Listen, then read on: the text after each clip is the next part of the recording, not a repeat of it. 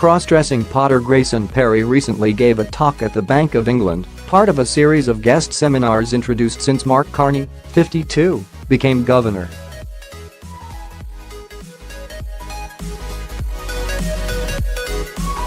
I'm told Perry, 57, delivered his address inside the old lady of Threadneedle Street, dressed as his alter ego Claire, in trademark blonde bob, flashers overcoat and fishnets.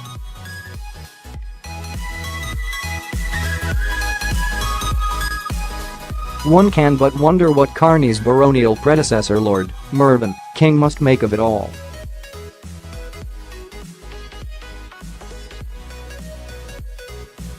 Apropos Carney, his appearance in front of the Treasury Select Committee was plunged into darkness when the lights suddenly went out.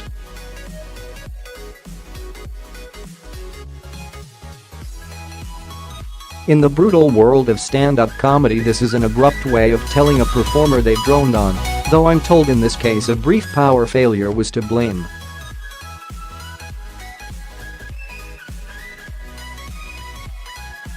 Former KPMG chairman Sir Alan Reid received his last audience with the Queen this week, before relinquishing his role as keeper of the Privy Purse.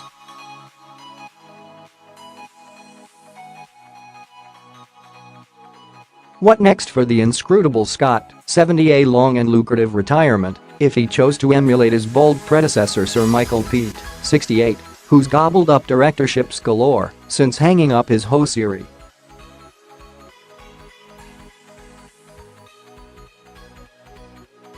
Appearing on Radio 4's media show yesterday, scoop-prone journalist Robert Peston denied relying on his ex-Financial Times colleagues, City spinner Roland Rutt and Dow Jones chief Will Lewis, for stories.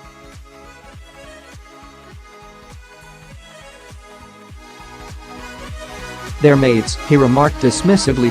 Peston, 57, did admit he had a source in the 90s who was fantastically helpful to me on a number of spectacular stories.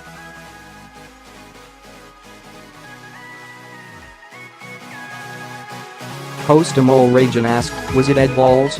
Peston, I'm not going to say who it was.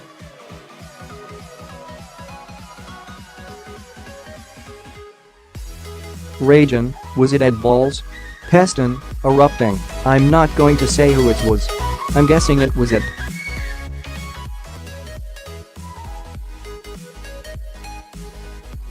Ed.Chisel-jawed BT boss Gavin Patterson, 50, whose annus horribilis has left his £1.34 million a year job dangling by the shortest of threads, has agreed to be keynote speaker at the Mobile World Congress in Barcelona next March.